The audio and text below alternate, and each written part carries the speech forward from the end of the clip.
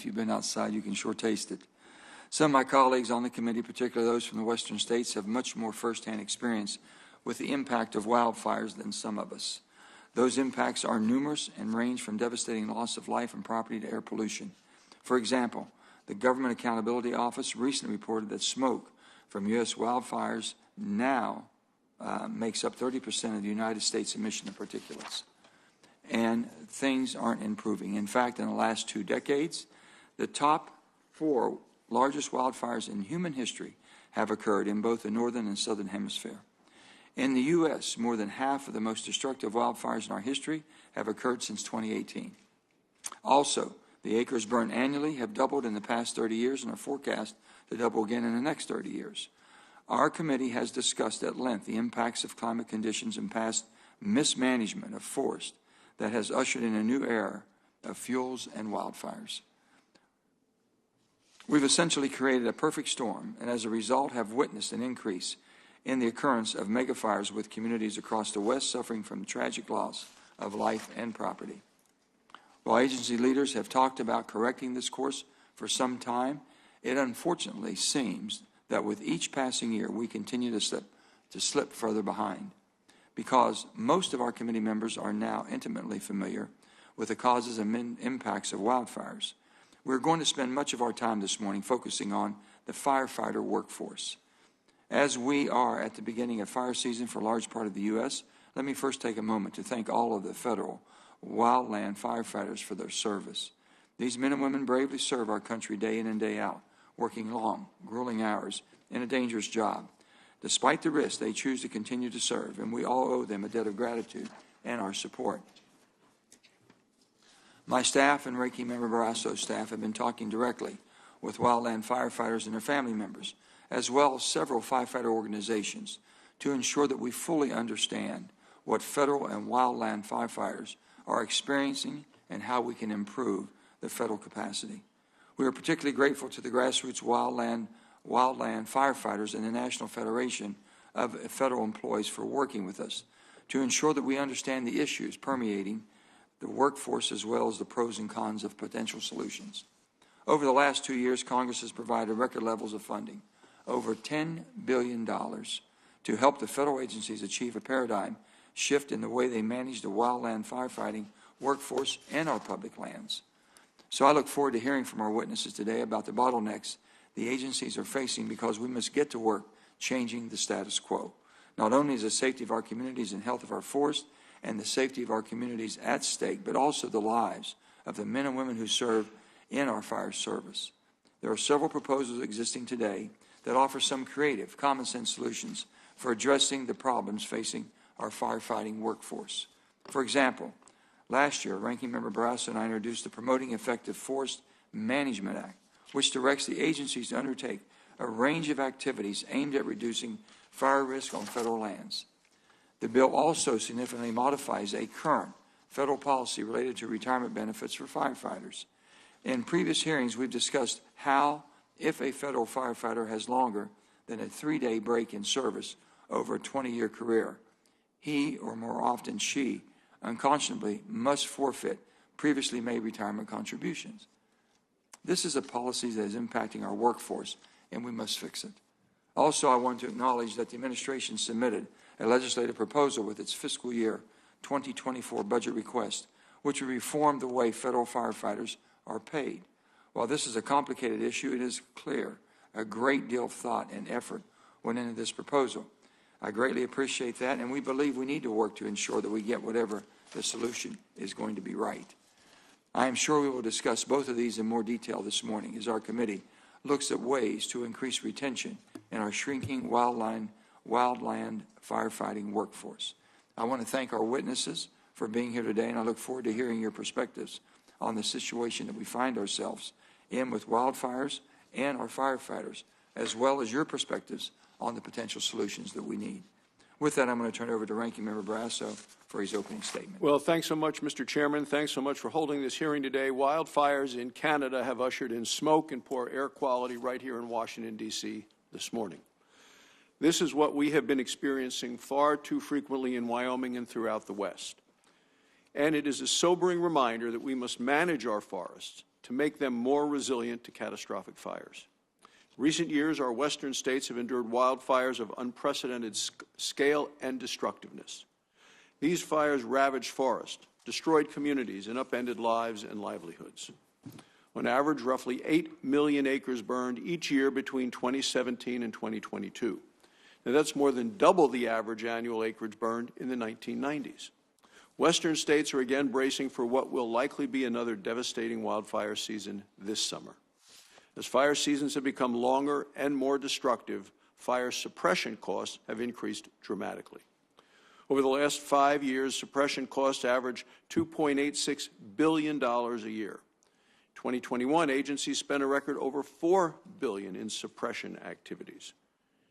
It is unsustainable to keep throwing more and more money and resources at suppression without dramatically increasing mitigation. Waiting for our forests and communities to burn is not a defensible strategy. America's wildfire crisis will continue to escalate until our forests are properly managed. Our forests are overgrown and they are unhealthy. This is due to decades of misguided policies, including a hands-off approach to management and associated declines in sawmill infrastructure.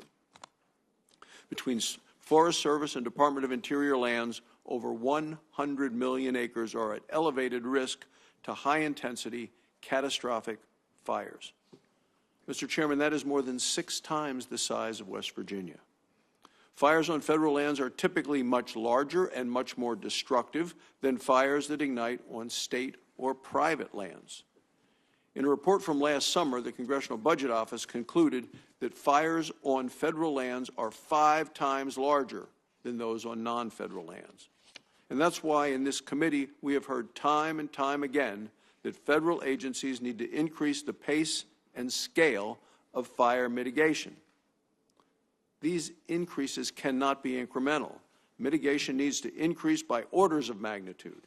This includes the removal of hazardous fuels through mechanical thinning and prescribed burn projects. We've heard from both the Forest Service and the Department of Interior that a paradigm shift is needed.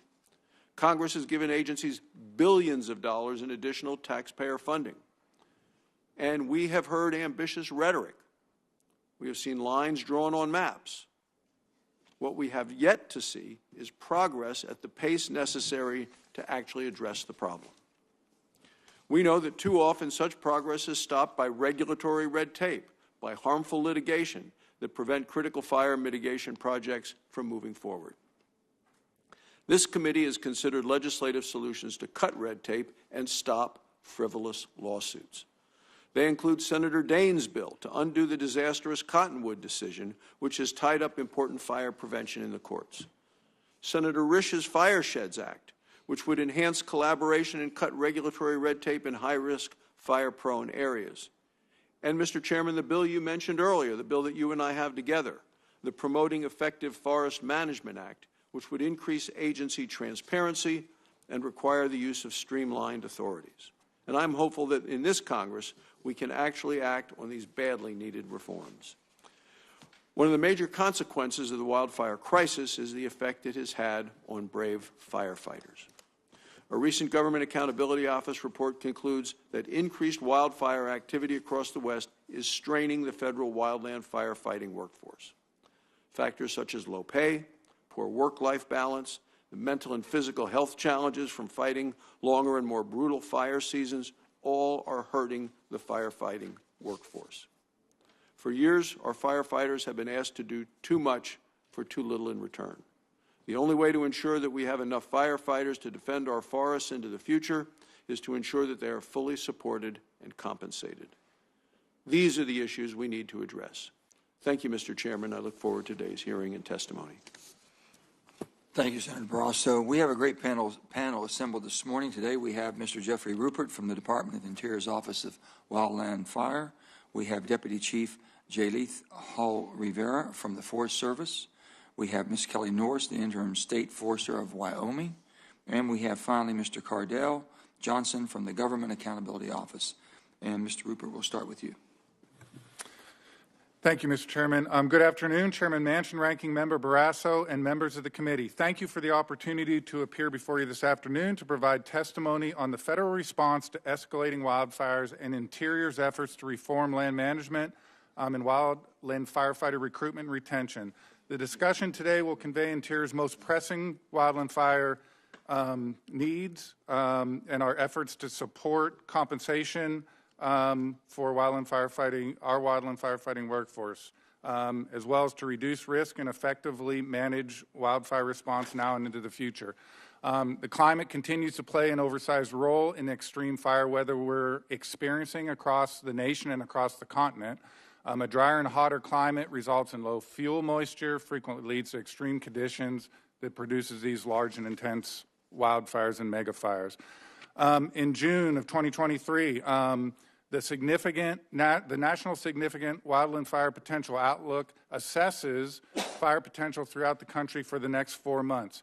Portions of Alaska, Oregon, Washington, Nevada, Idaho, Montana, the Great Lakes, and the Northeast are predicted to have above normal significant wildland fire potential over the next 4 months. And I would just make the obvious observation, as Chairman, you and the Ranking Member open, the smoke that we're and the impact that tens of millions of us are experiencing right now are an extension of that fire potential across eastern parts of North America and what's occurring in Canada right now, and that our friends and fellow citizens in the West have frequently experienced this in recent years.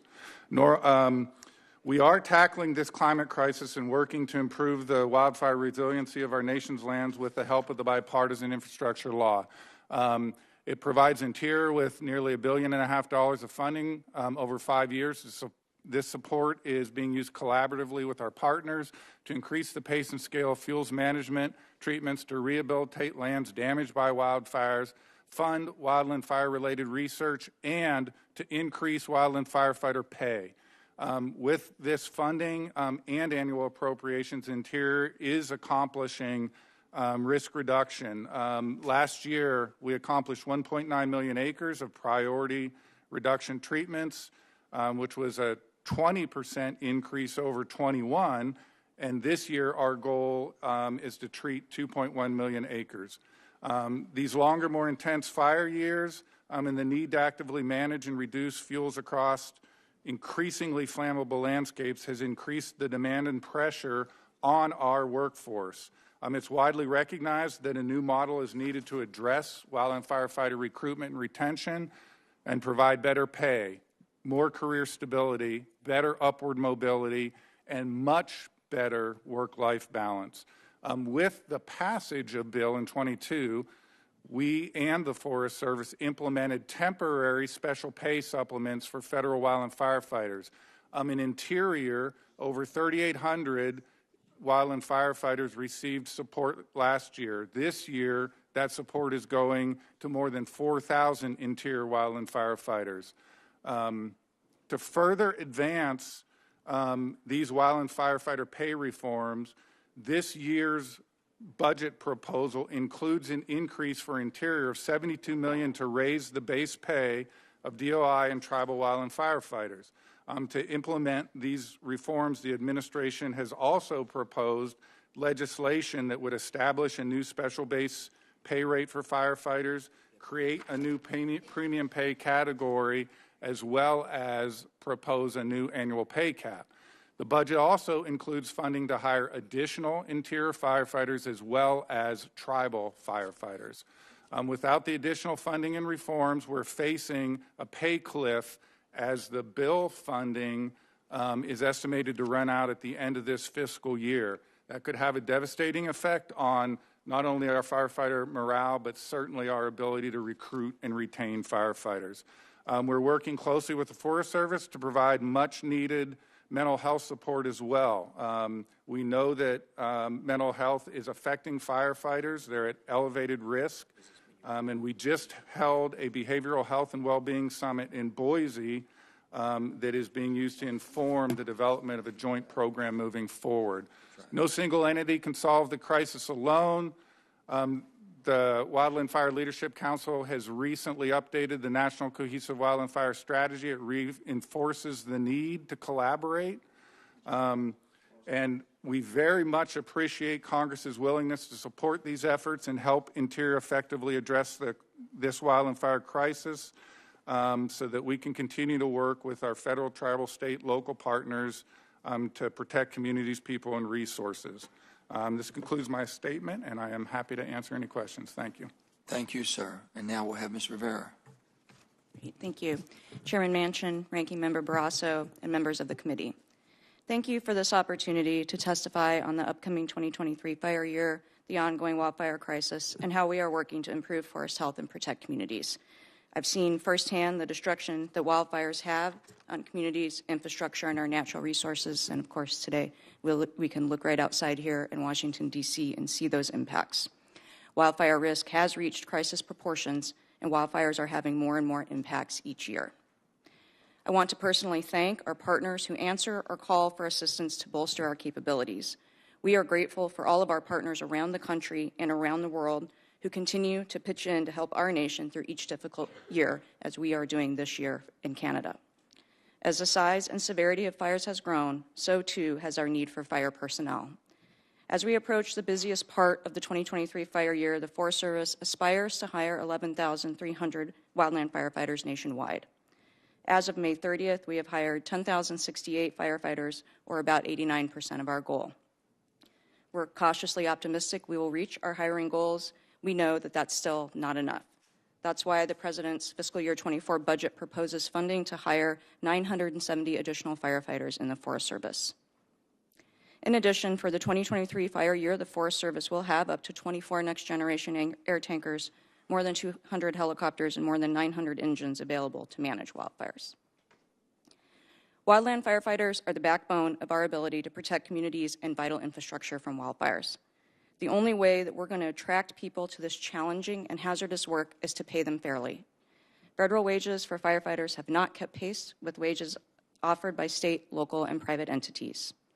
The workforce reforms proposed in the President's fiscal year 24 budget requests and supporting legislation will increase federal and tribal firefighters' pay, invest more in their mental and physical health and well-being, improve their housing options, and expand the number of permanent firefighters. These reforms build on the temporary pay increase provided by the Infrastructure Investment and Jobs Act. And thanks to that legislation, more than 14,000 Forest Service firefighters received a temporary pay increase. However, the funding for that pay supplement will be spent by the end of September 2023 unless Congress intervenes to avert a pay cliff.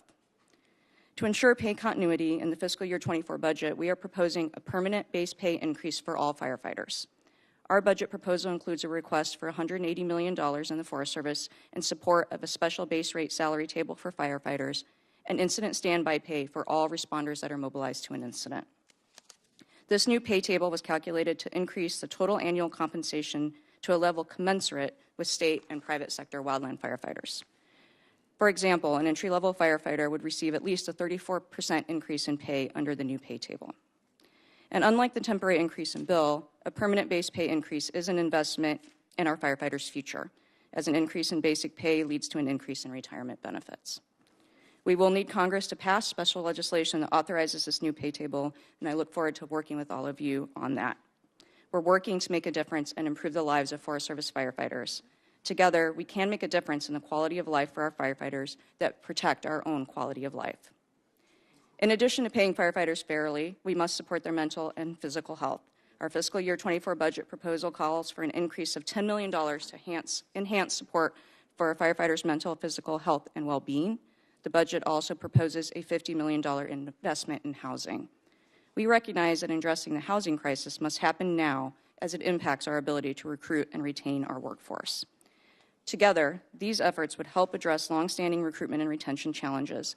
These investments, totaling $569 million for the Forest Service, will help us ensure we can continue meeting evolving mission demands as both frequency and intensity of catastrophic wildfires are expected to increase. Long term, we must address work on the ground to ultimately address the wildfire crisis. Over the last 2 decades, we have witnessed what has become a new normal, bigger and more destructive wildfires that are extremely costly and challenging to suppress.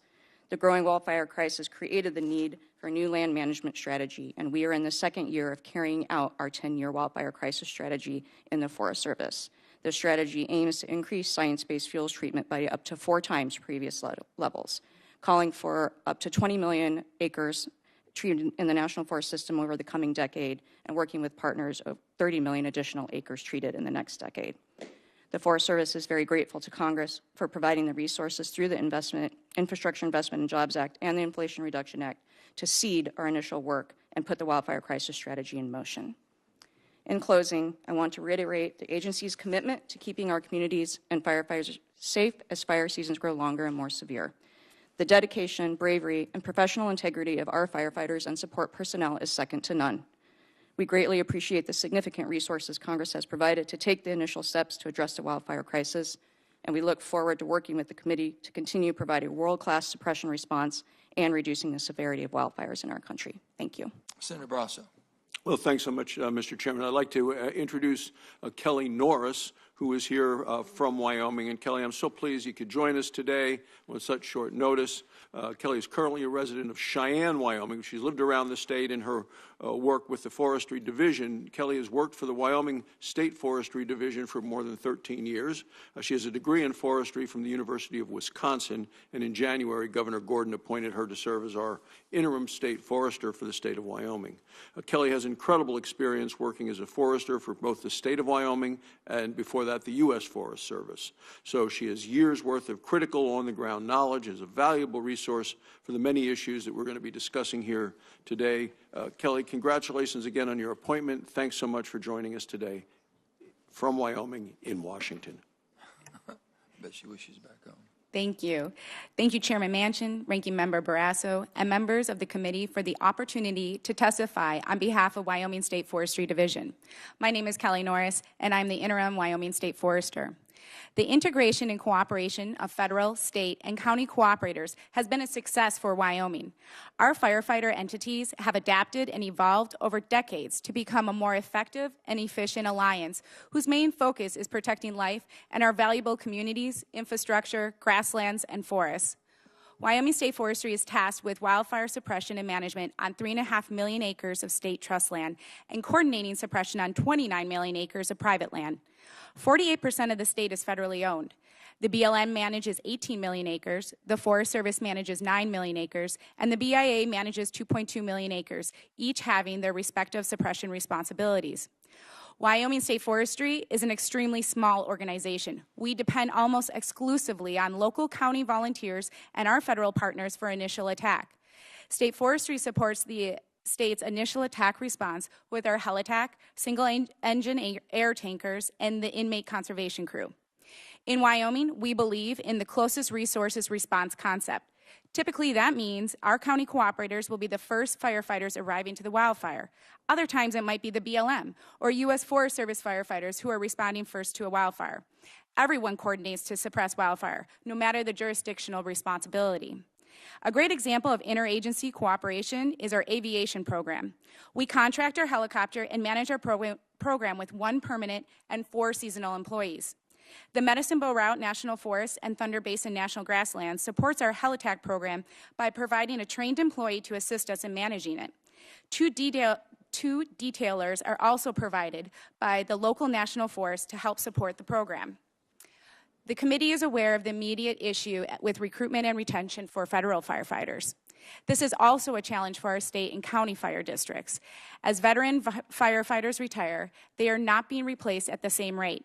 The need to effectively recruit within our county volunteer fire districts is a big concern that Wyoming is looking to address. We need to work together to find solutions that meet the needs of our wildland fire community. There will not be a one-size-fits-all solution, as the need will have to be addressed at all levels.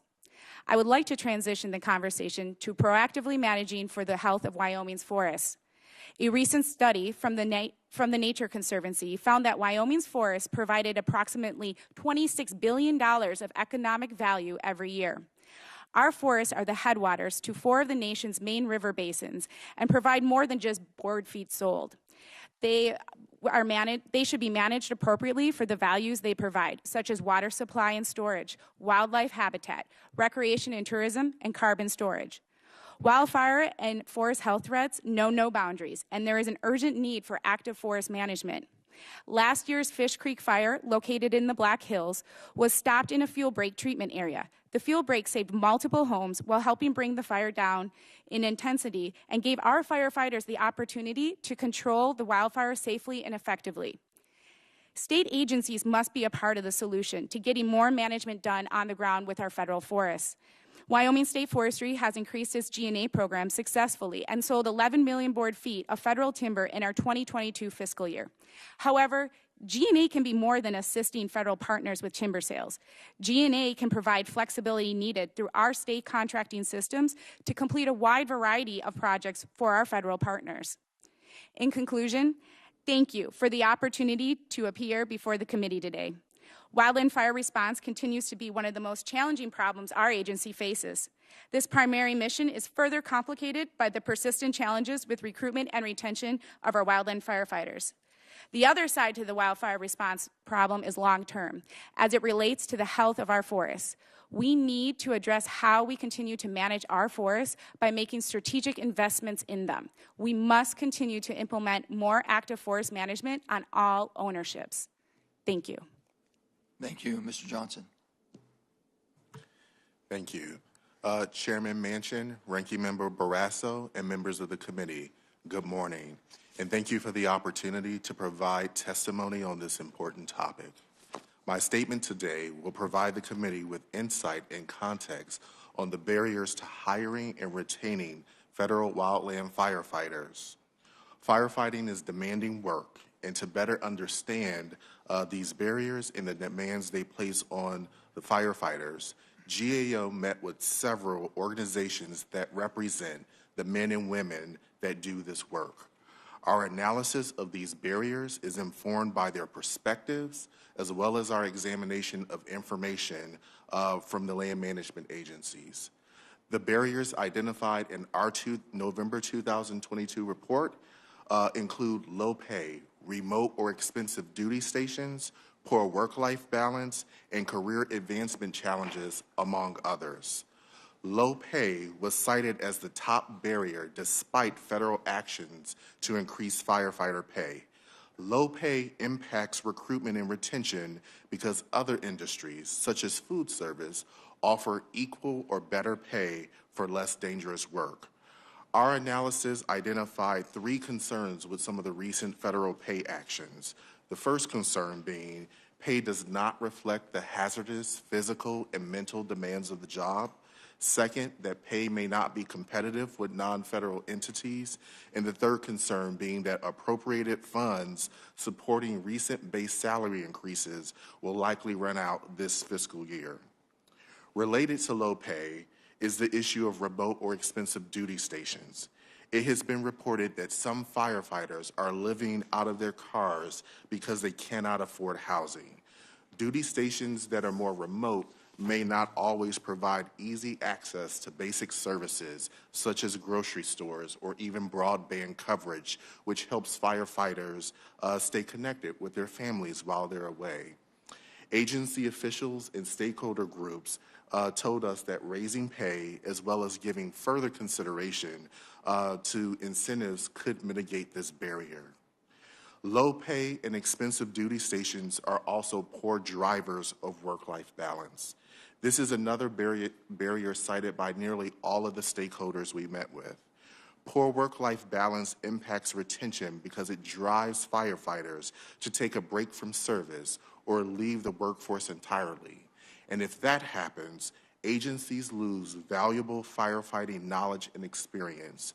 Some stakeholders said that federal agencies would be better positioned to recruit former firefighters back to service if they were eligible to return to the special retirement system available to firefighters who work more than 3 years in certain positions. However, eligibility for that special retirement system is governed by statute, so any changes to that eligibility would need to be made by Congress. Career advancement challenges pose another barrier to hiring and retaining firefighters. Without career advancement opportunities, firefighters may find it difficult to maximize their career earning potential. but some progress is being made in addressing this barrier. Agencies work with OPM to develop a new occupational series aimed at providing a clearer path for a clearer career path, for firefighters. However, implementation of this is ongoing, and it really is too early to determine the outcomes. In conclusion, we want to recognize that land management agencies are actively addressing the barriers identified in our November 2022 report.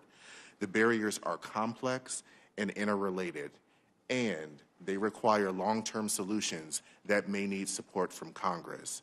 Addressing temporary pay actions before they expire, and changing retirement eligibility requirements to make it easy for firefighters to return to work without being penalized for a break in service may go a long way to support firefighters who risk their lives to protect our communities, such as from the smokes that we're experiencing today, as well as our critical infrastructure and natural resources.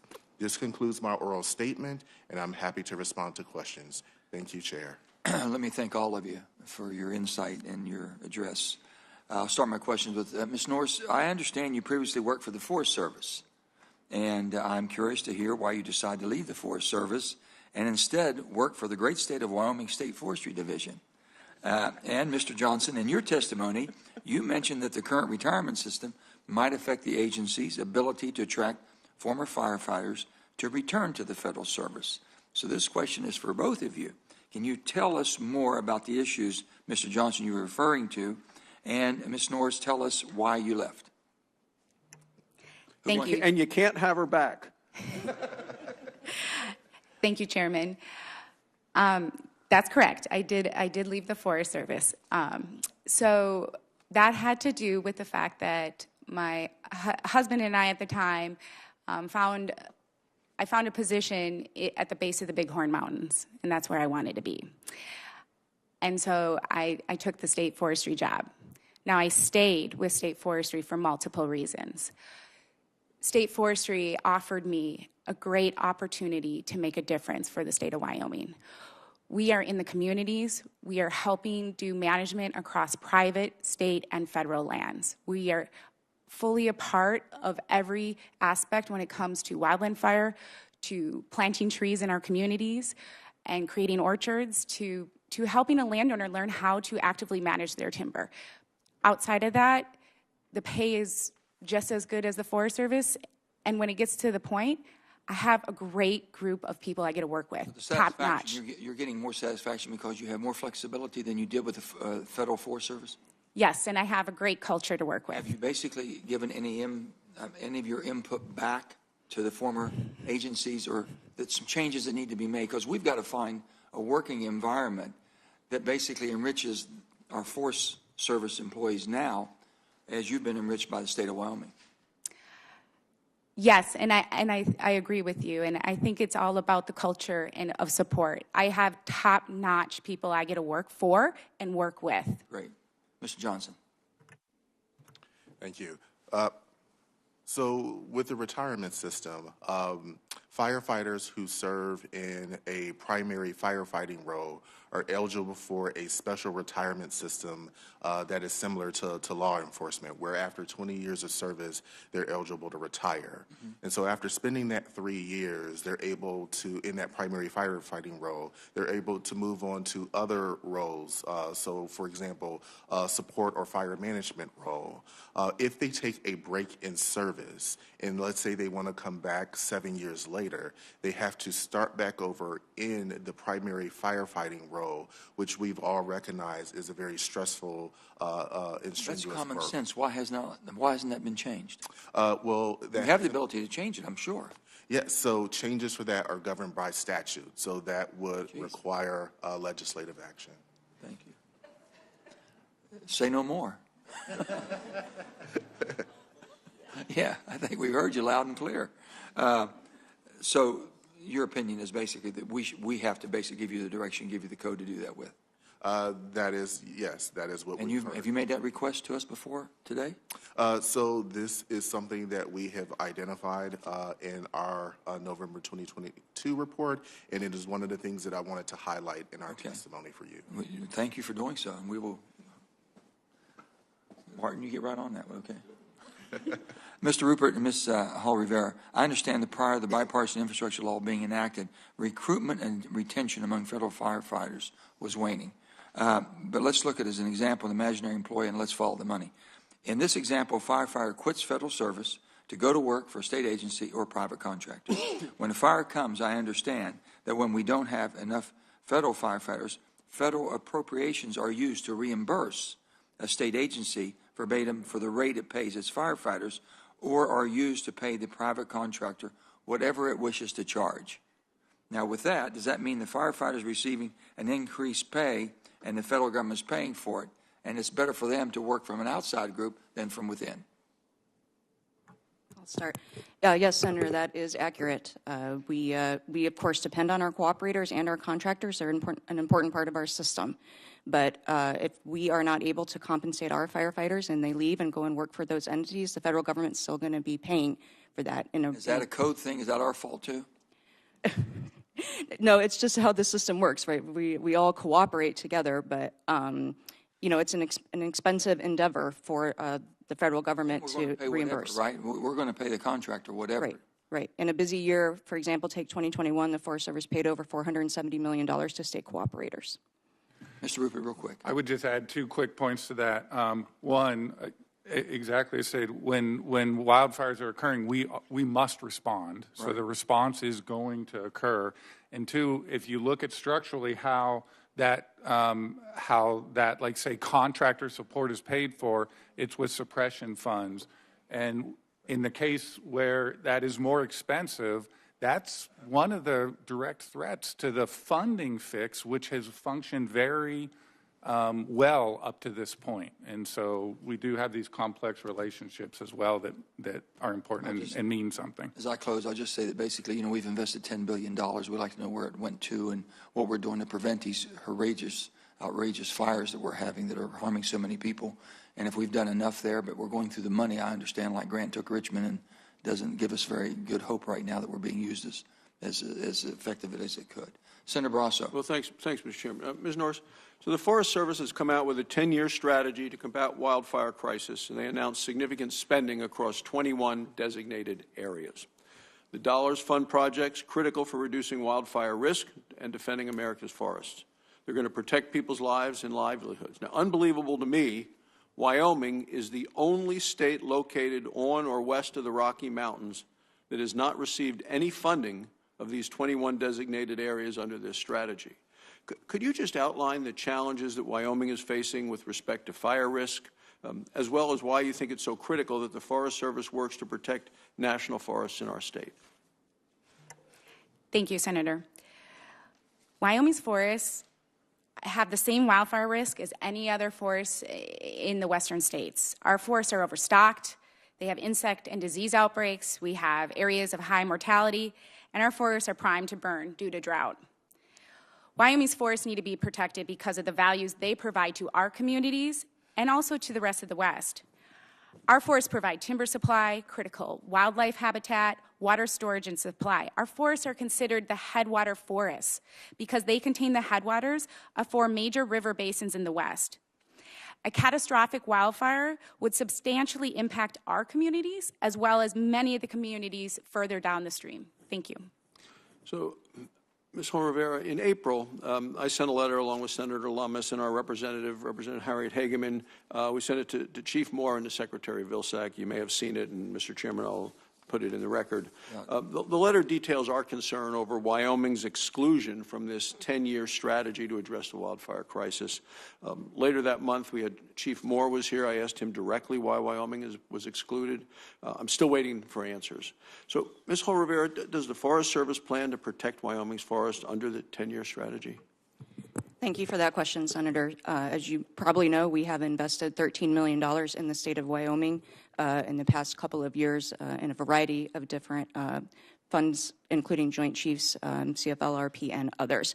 But I understand your concern about the wildfire crisis strategy investments. There are many, many places at risk in the West, as you know. The funding that we've received, we are very grateful for, but we've said multiple times, is a down payment on all the work that needs to be done in this country. And as we look at further announcements or get additional resources, we will take a hard look at Wyoming. Well, I believe this is an egregious omission, and I would look to ask that you continue to work to correct this omission. Ms. Norris, this morning the Wall Street Journal published an editorial about the impact of forest fires on the environment and the need for active forest management to prevent catastrophic wildfires. The editorial, Wildfires and the Progressive Climate Deniers. It goes on, it says, government land management policies that prevent wildfires from spreading out of control would actually reduce CO2 emissions more than offshore wind or electric vehicle mandates. Alas, it says, this doesn't fit with the climate left's book of revelations. Do you agree that active forest management, such as cutting trees that are at higher risk of burning, is not only critical to saving lives and property in our forests, but also helps combat climate change? Thank you, Senator. I agree. That's an easy question. Yes, active management is needed. It's needed to help us with our mitigating the negative impacts from wildfire. A great example was in my testimony, which was in the Fish Creek fire fuel break, where we were able to control that fire and stop it from burning down homes and affecting people's lives. So yes, active management is the answer. So then, Ms. Hall-Rivera, I see you shaking your head. Yes, I know that the Forest Service, though, is spending time and money on policies like your old growth inventory that promise to make active management more difficult, it seems to me, when clearly increasing forest treatments should be the top priority. Yeah, Senator, we absolutely agree with you. That's why we're focusing on significantly scaling up our treatments as a result of our wildfire crisis strategy. We absolutely need more active management in our forests if we're going to combat this wildfire crisis. And then, Mr. Chair, my final question for Ms. Norris is, we've heard today Congress will need to act in order to ensure the federal agencies can recruit and retain a wildland firefighter workforce. Can you elaborate on how much Wyoming depends on partnerships with wildland firefighters to help defend our forests in terms of how vital it is for Wyoming to be fully staffed? Thank you, Senator. It's vital. The federal government owns 48% of the state and is responsible for 48% of that to suppress. Our wildfire community is interdependent, and any reduction in capacity will substantially impact our ability to respond. Wyoming simply does not have the resources to respond to an additional 48% of the state, and we need our federal partners to be a dependable partner in the wildfire response. Thank you. Thank you, Mr. Chairman. Thank you, Senator. And now we have Senator Heinrich. Thank you, Chairman. I want to start out and just say it would be irresponsible to have this hearing and not consider the role that climate change is playing in the fires that we're experiencing in the West in particular, and now in Canada as well, of course. Due to climate change, some of the things that have changed is that we used to have these historic reservoirs of moisture in both forest soils and in standing timber.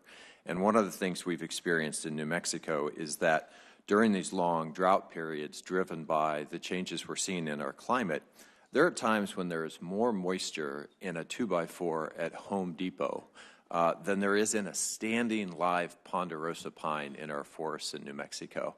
So for Mr. Rupert or Ms. Hall-Rivera, can you talk a little bit about the role that climate is changing, or climate change is playing in the kind of seasons and fire behavior we're seeing? And then two, the issue of active management, because one of the things that I have seen in successful treatments where we're managing our forests is that the treatments we need remove the small ladder fuels. They oftentimes leave the large standing timber that sequesters most of the carbon. So if you could respond to that with respect to what Senator Barrasso was asking and the relationship there.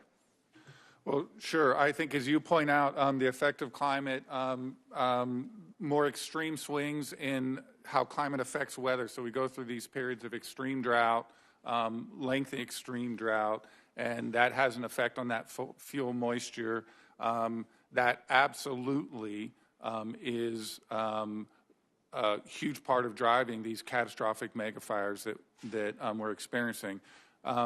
Active management, important because another factor along with climate that does affect the current status of wildfire in the nation is related to largely our past practice of fire suppression, active fire suppression.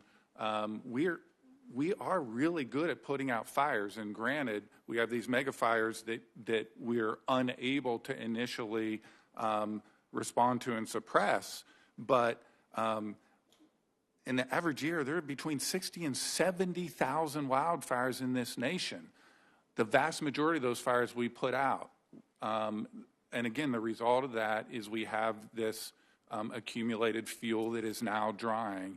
And active management, important part of addressing that, all the tools in the toolbox. I would point out, to your point, those fine fuels, there's really good, solid science support at this point that in addition to mechanical treatment, in addition to all the biomass approach we have, thinning, grazing, prescribed fire, reintroducing fire to really address that point you make, those fine fuels, is an important piece that can't be left out in these fire-adapted systems. Generally agree, Ms. Hall-Rivera. Yes, I do. Okay. I don't think I have I'm anything I could add. Time, so I want to ask both of you too. We've seen proposed from our colleagues in the House of Representatives potentially double-digit cuts across many government agencies. What would those kinds of reductions in budget do to our wildland firefighter force? Well, that coupled with the pay cliff would be pretty catastrophic for our fire workforce. We know that if we're not able to get a change in pay status for our firefighters, that we're going to see many of them go to higher paying jobs where they can make a living wage and support their families. We are hearing from our firefighting union that we could lose 30 to 50% of our firefighting workforce in the Forest Service. That would be devastating. 30 to 50%. Yes. Yeah.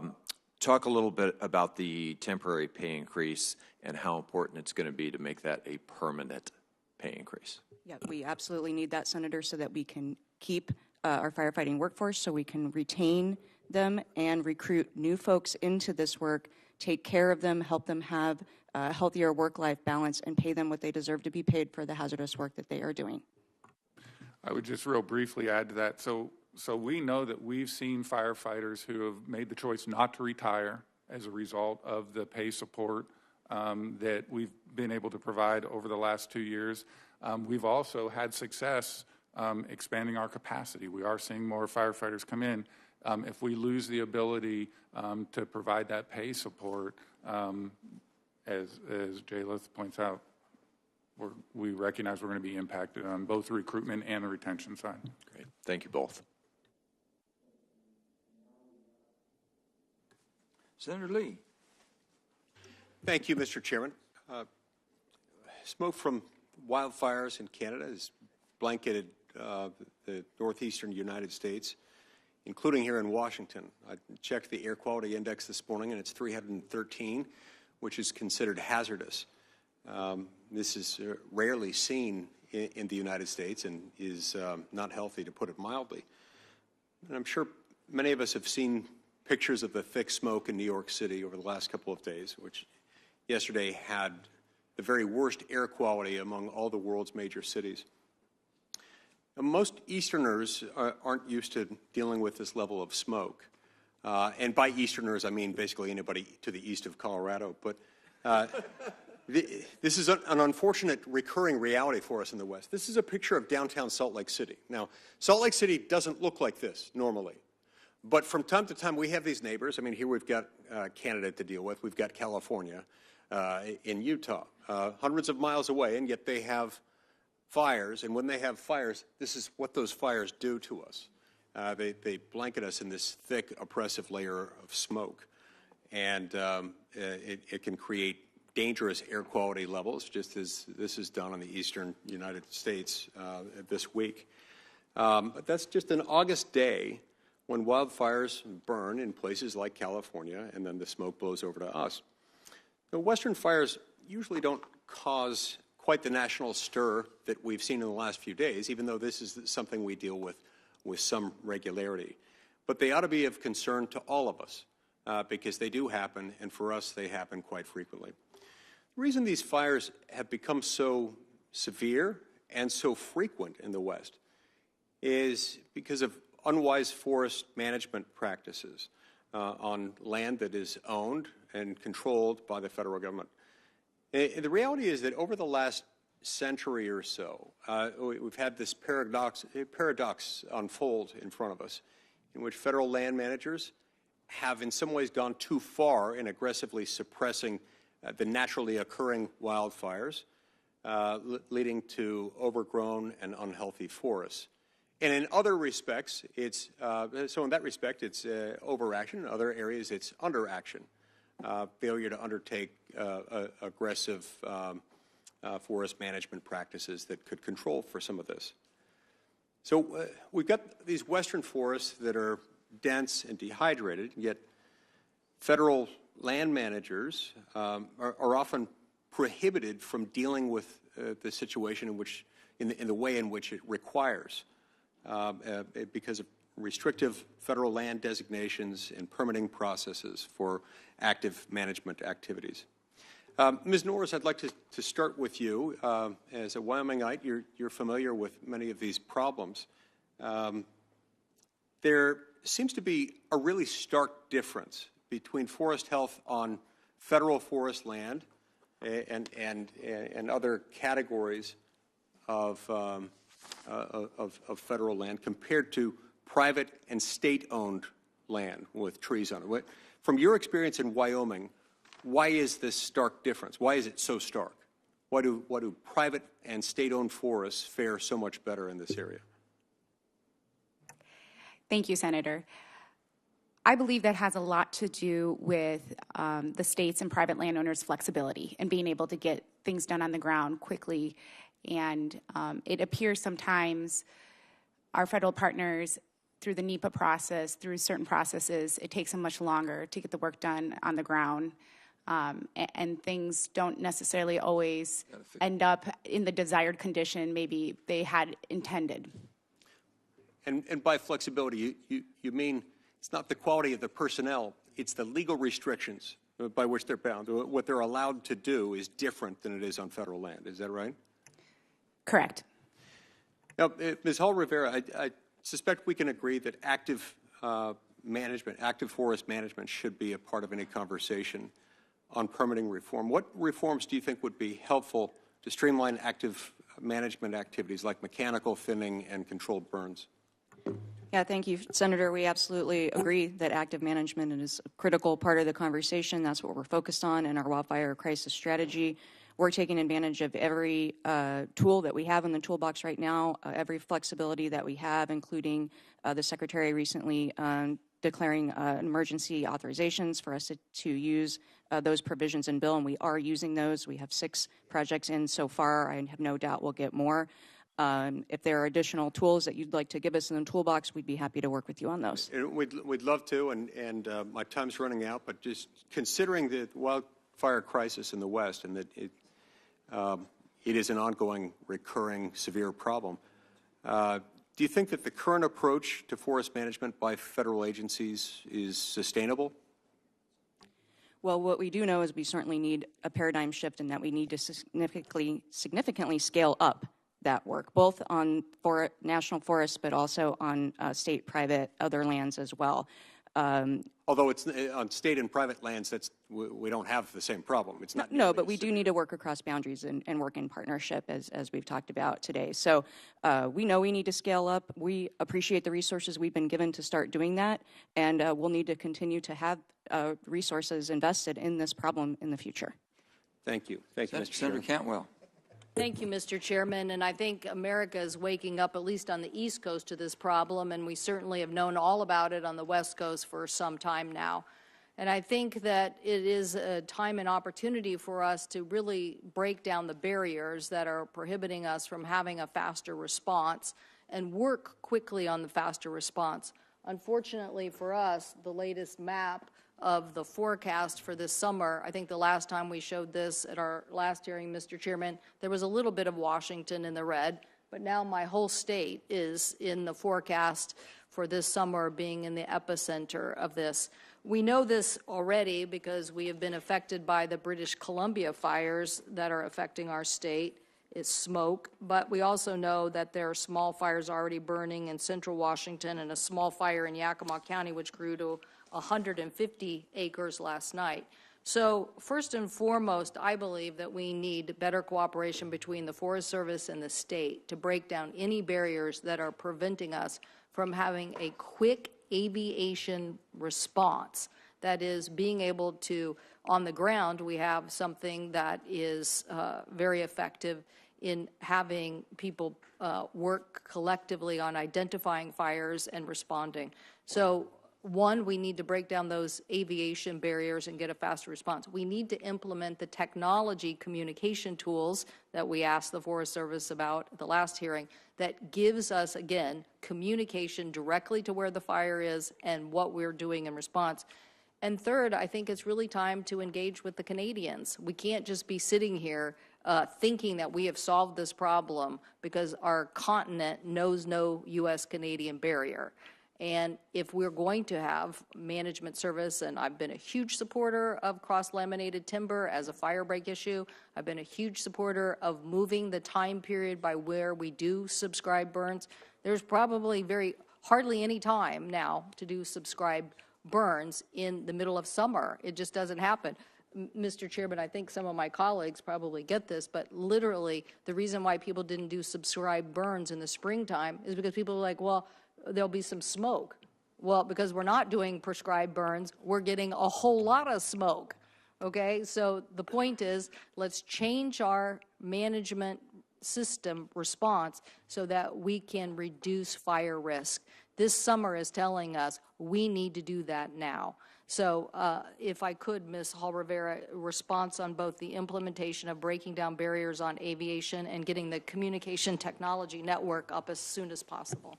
Yes, Senator, thank you for all those points. I would agree with all of them. We absolutely need to break down barriers with all of our partners, states, tribes, counties, even between the federal agencies. We are challenged at times with some interoperability issues, maybe some different qualification standards, but we're all on the same team.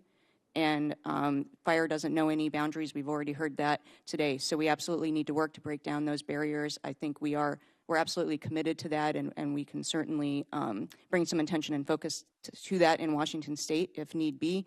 As far as the need to scale up prescribed fires and some of the challenges in doing so, I think you captured that very well. Prescribed fire is absolutely critical to getting our landscapes back to a place where they can receive fire in a healthy way. It can be challenging to get windows to do that, especially in the summertime, as you pointed out. So we need to scale up that workforce, and we need to scale up the skill sets across not just the federal government, but across partners so that we can get more prescribed fire on the ground. On the technology front, I want to note the U.S. Border Patrol recently equipped 19,000 agents with this gear without being obligated to do so. So if the U.S. Border Patrol can do it, why can't we upgrade people right away with this gear?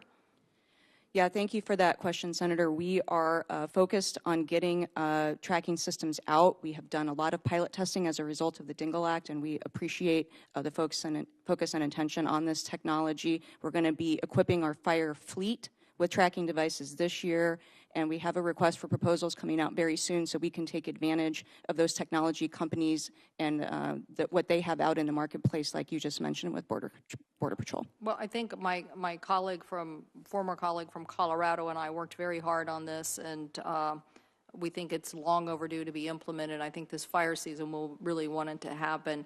And I don't know if I'm being followed by my colleague from Idaho, but this good neighbor concept in general is about how do we get the front line. We actually have maps where we can see right up to where the federal line is. Why? Because the county or the community provided a response, but then all of a sudden couldn't cross the federal lines.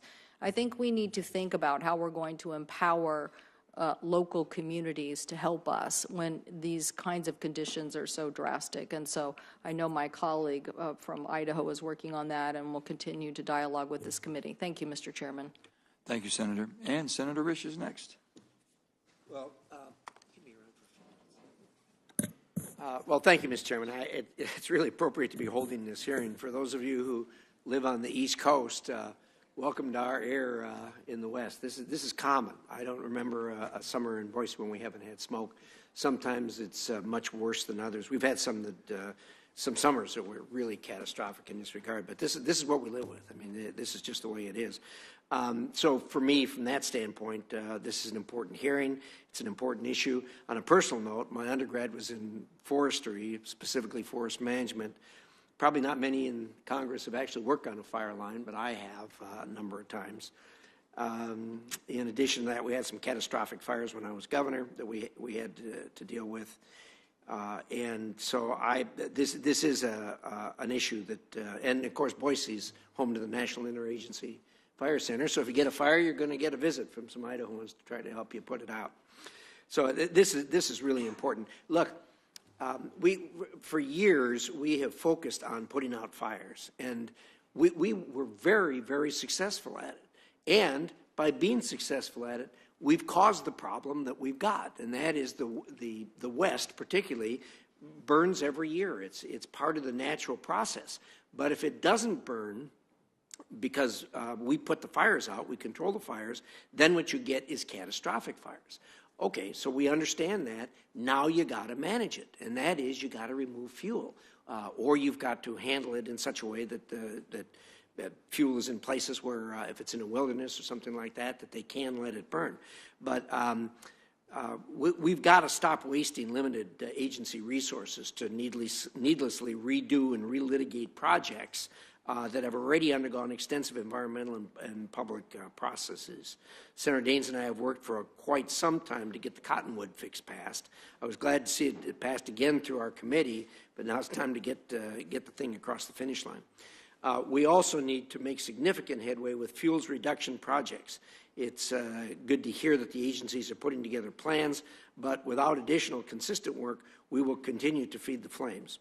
I recently introduced the Fire Sheds Act with Ranking Member Barrasso and Senators Daines and Crapo to address landscapes at extreme high risk of catastrophic fire. My bill will allow states to work closely with federal agencies across the boundaries to conduct management projects on fire sheds, which constitute the highest risk to communities, wildlife, and quality management. These projects will cut through red tape while instituting a proactive, responsible, collaborative process.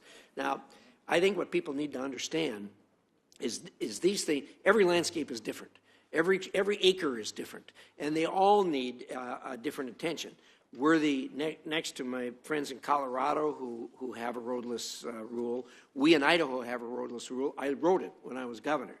And one of the things that we really focused on in there was we have a lot of backcountry communities, small towns.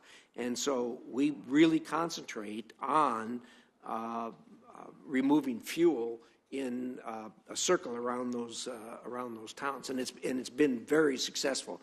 There's been at least one dramatic save of an entire community because they did fuel removal. So these are all things that we can focus on. We're getting a lot better at it. We're getting smarter at it. My state is home to probably the most famous forest fire ever, the Big Burn back in 1910. I wasn't there. My kids think I was. But we learned a lot of lessons from that, not the least of which was that we had been so successful in fire suppression that we just thought if you just suppress the fires that's the end of it. That is not the end of it. The fuel's going to go. It's either got to be burned out or it's got to be removed. And that's the way we got to approach these things. So with that, thanks for the hearing. We need to all pull the wagon together. But my colleague, you do support cross-laminated timber as one of the ways to reduce that. Clearly. Thank you.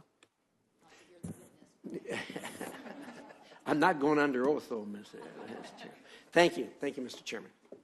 Thank you, Senator. And now we have Senator Kaine. You're up. Thank you, Mr. Chairman. First, Ms. Norris, I want to welcome you particularly and share with you one of my dearest friends in Maine is a woman named Sue Bell. And Sue Bell was the first female state forester in America in the early 90s. So you owe something to my friend Sue Bell. We're delighted to have you with us here today. Also, Senator Barrasso talked about, or Senator Lee talked about where the West started and ended in Colorado. In New England, the Midwest starts at Springfield, Mass., just so you know where those lines are. At least that's the way we view it in Maine. It seems to me that the key words today that I've heard over and over are overstock and drought. And drought is a climate issue, as Senator Heinrich pointed out. And that's something we're working on a whole lot of different fronts in terms of reducing CO2 in the atmosphere and reducing the drastic effects of climate change, one of which is wildfires. The overstocking, though, is something we can address directly. Between 1965 and I think 1990, the average amount of wood taken out of the federal forest was about 12 billion board feet. Since 2001, that's 2.2 billion board feet. That's the problem, is too much junk wood and understory in the forest. And Mr. Rupert, I don't want to embarrass you, but you talked very proudly about 2.1 million acres are going to be treated next year.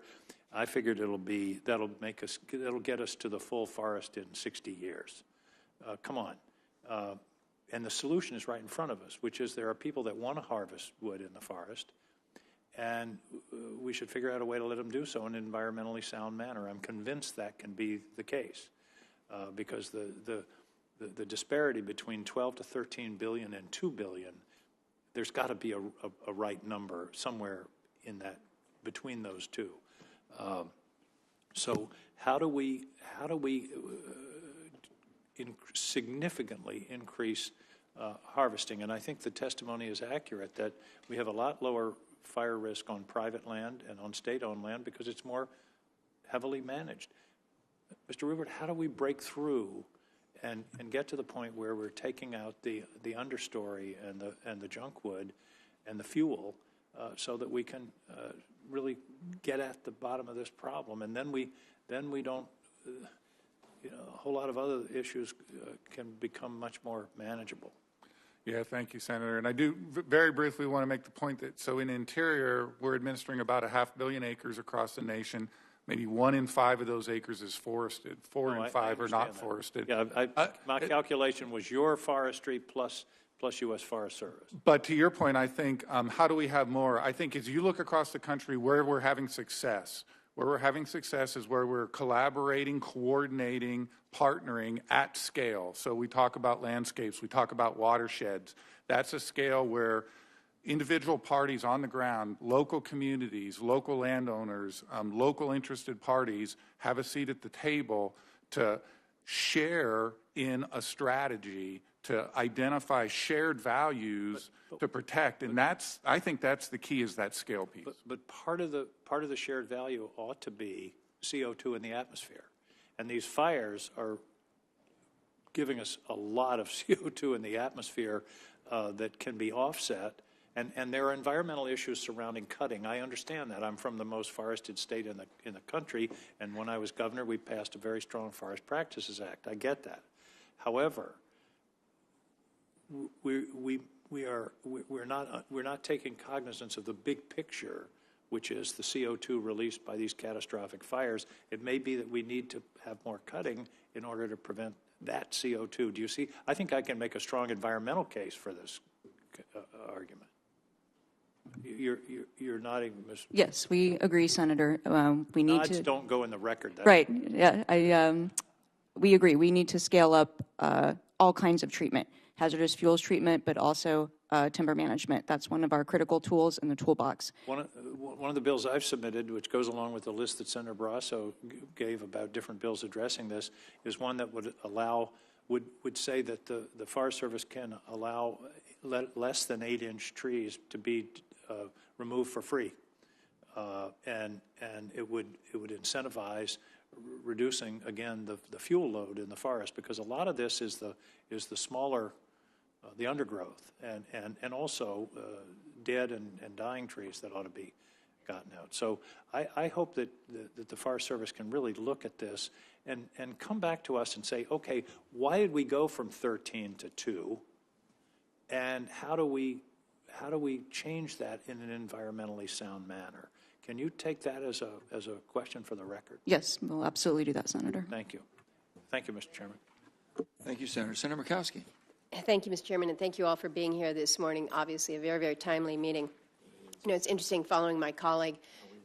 We're co-chairs of the Arctic Caucus, and it's been interesting that as I visit with fellow Arctic parliamentarians about the issues of the day in their respective countries, in these Arctic nations, on everyone's radar now is what is happening with these fires in Arctic environments. We never used to have to worry about that on tundra. We're just seeing significant changes, and as I look at the wildfire outlook, once again, Alaska's got way more red than we want. It's interesting, though, that as we speak and we're receiving the impact from the Canadian fires, some of our Alaska hotshot crews are helping out in Canada. We've sent some aircraft in Canada.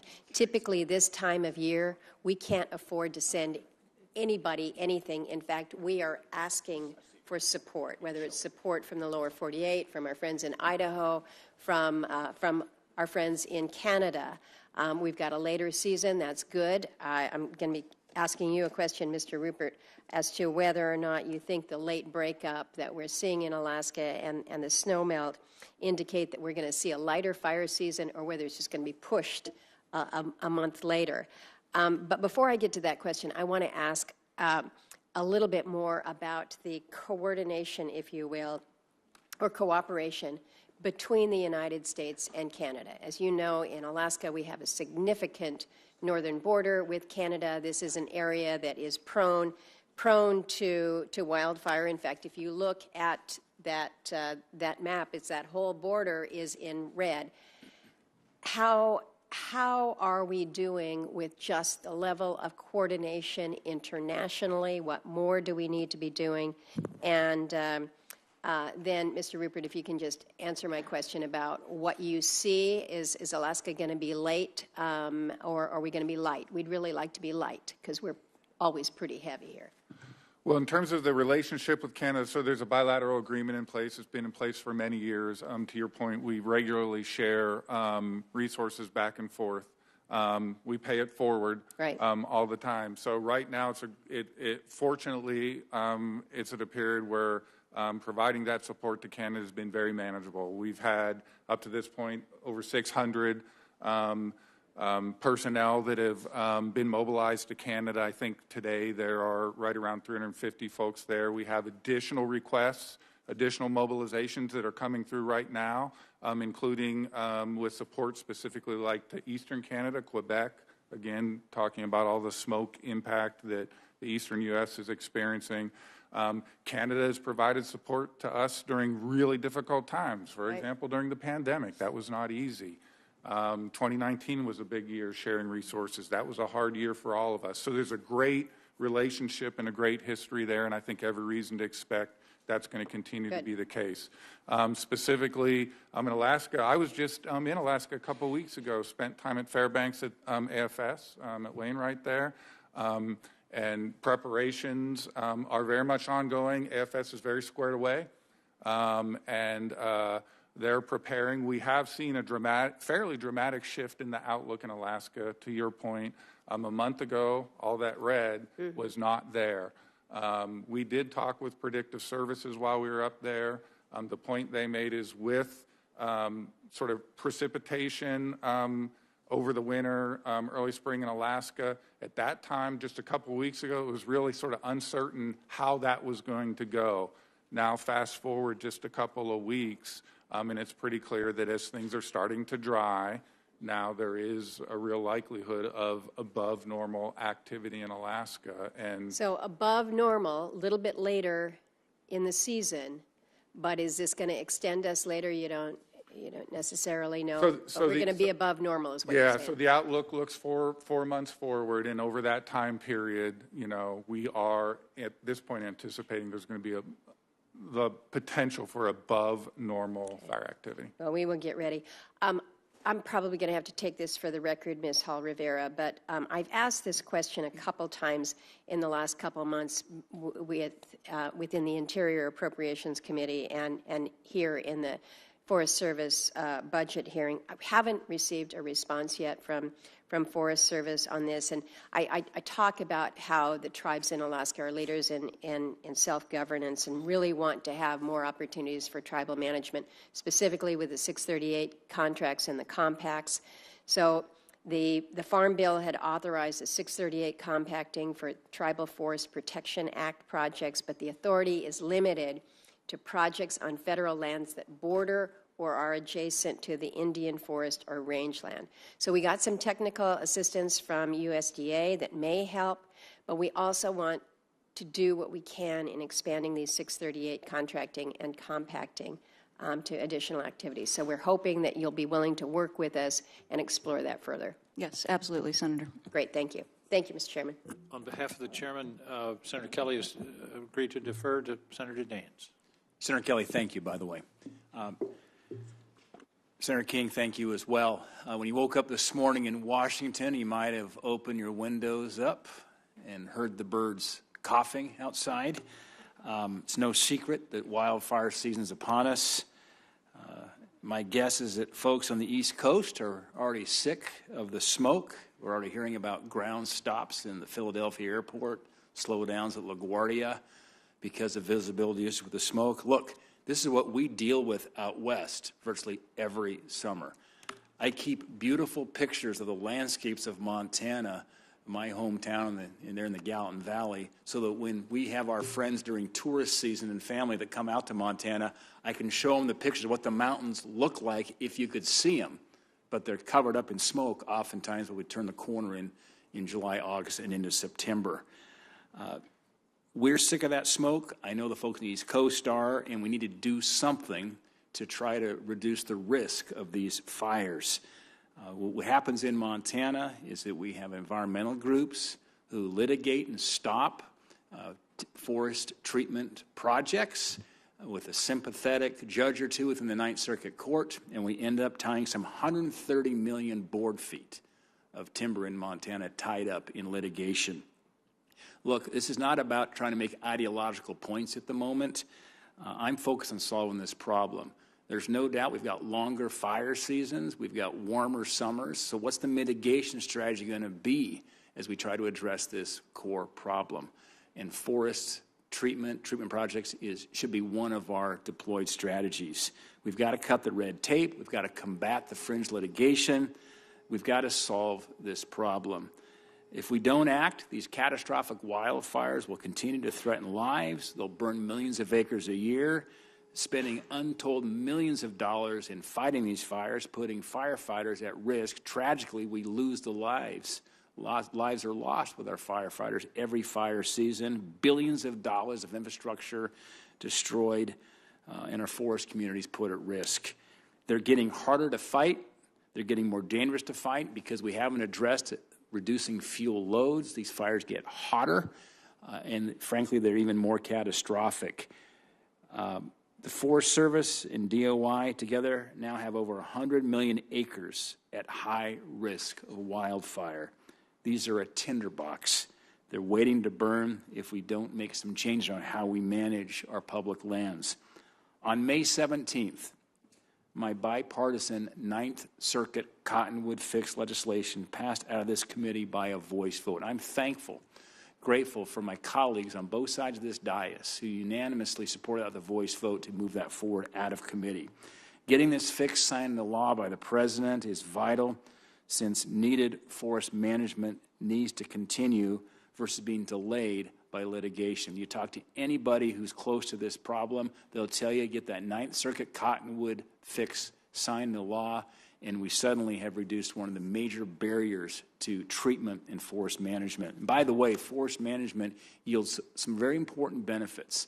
Wildlife habitat improvements by getting more sunlight on the forest floors to provide for better feed. Watersheds, because we have massive wildfires. Of course, you have big erosion in the spring that gets into the streams that harms trout habitat in Montana.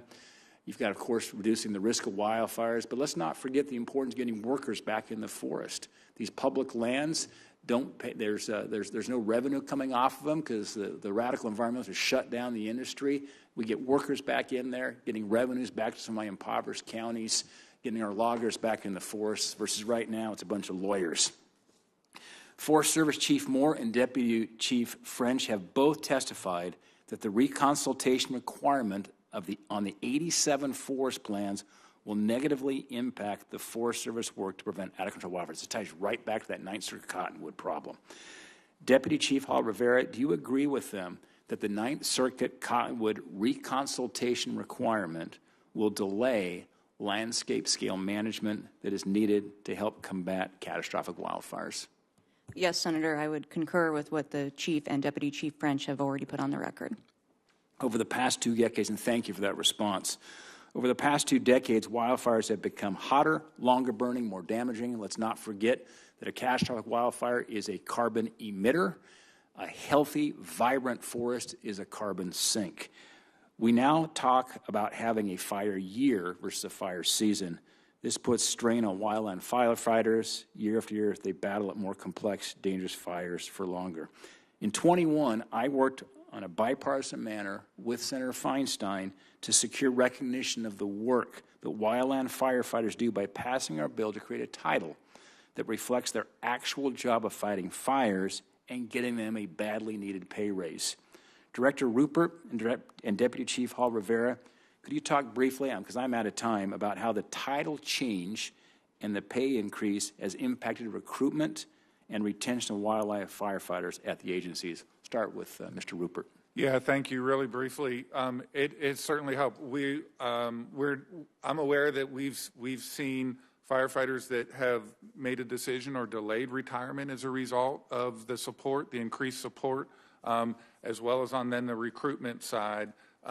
We have had success recruiting additional firefighters and have continued to focus on expanding our capacity, and recognize an important part of that effort is not only the pay support, but also the support for a full career that goes along with all of the work, for example, that's been done to establish the new series. So, Director Rupert, thank you. Any additional comments there? Yes, Senator, I would just say that we know that the temporary bill pay increase has helped us retain some of our workforce who might have left otherwise.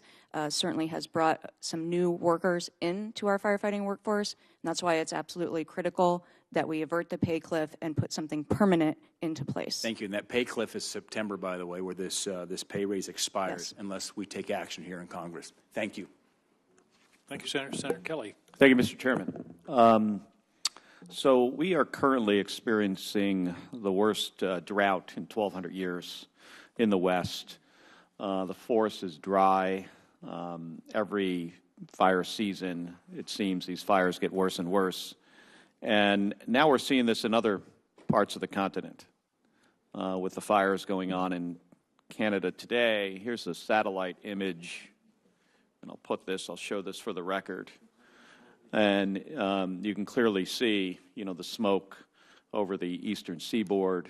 New York City today has reported the worst air quality in the world, though when I check the air quality index for New York, it's currently 199, and in D.C. it's 273.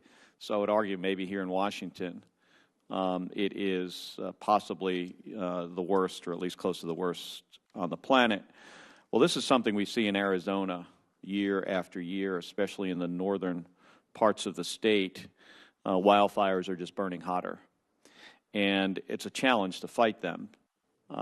So last Congress, Senator Romney and I added legislation to the bipartisan infrastructure law that created a wildfire Mitigation and Management Commission that is meeting today, 18 members who are going to report out in September with their recommendations. You know, how do we do a better job fighting wildfires? I've been in the United States Senate just a short period of time and through a few fire seasons, and what I've seen is we basically do the same thing each year and hope for a better result. Well, we're not going to get a better result unless we make some changes. Senator Dean said if we don't act, this will continue to be a problem, and I do agree with that, and he spoke about healthy forests. We have a project in Arizona, the Forest Initiative. The biggest ponderosa pine forest in the world just burns every year because it is just not a healthy forest. So we've got to move that forward. We've got to act. We've got to be more proactive and come up with some new ideas. So I'm looking forward to these recommendations that we should see in September and possibly get these implemented. But also in the bipartisan infrastructure law was a requirement of a new classification, a distinct classification of a wildland firefighter job classification. And it's my understanding that the Forest Service and the Interior Department are in different places regarding the implementation of this. Well, that was required under the law. So, Director Rupert, I'm interested, where is Interior on the implementation of this occupational series of wildland firefighter? Thank you for the question, Senator. So the development of the series has very much been a joint collaborative effort between USDA, Interior, as well as OPM. The new series was established almost a year ago, 0456. In Interior, we've been hard at work.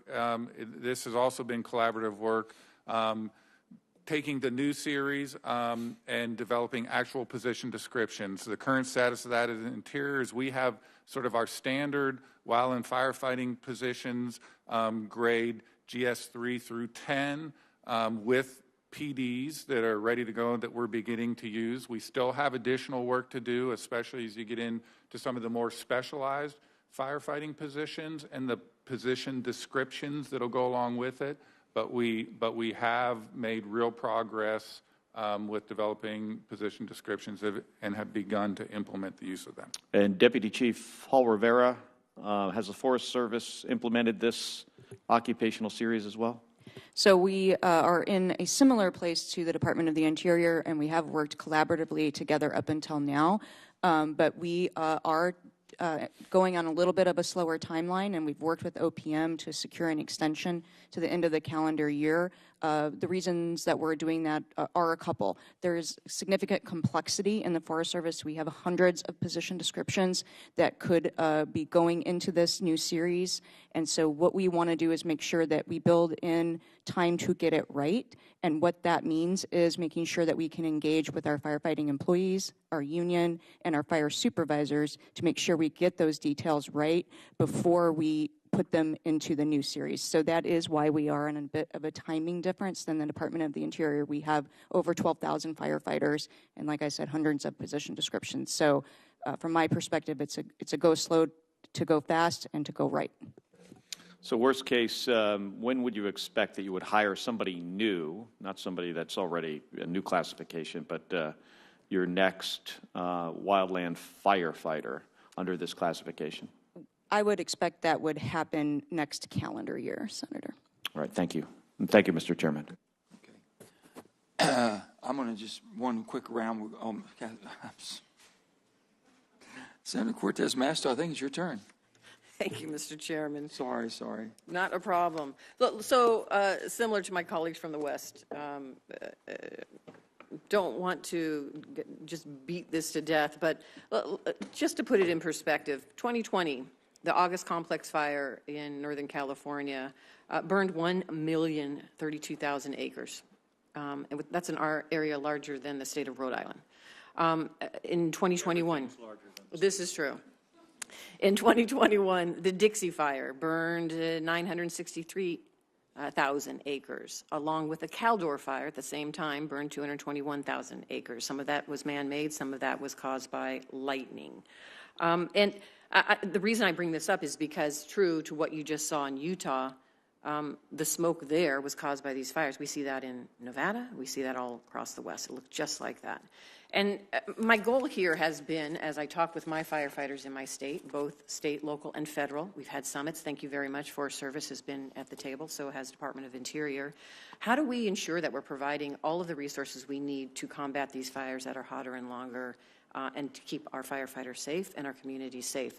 One of the things I want to bring up is a key part of the firefighting is our Air National Guard in Nevada.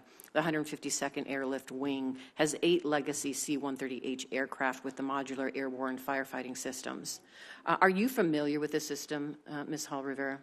Yes, I am, Senator. So the Air National Guard is utilizing these aircraft to fight fires along the West. They are looking for the C-130Js that has the new system associated with it. Why is that important to have this new system and the C-130Js?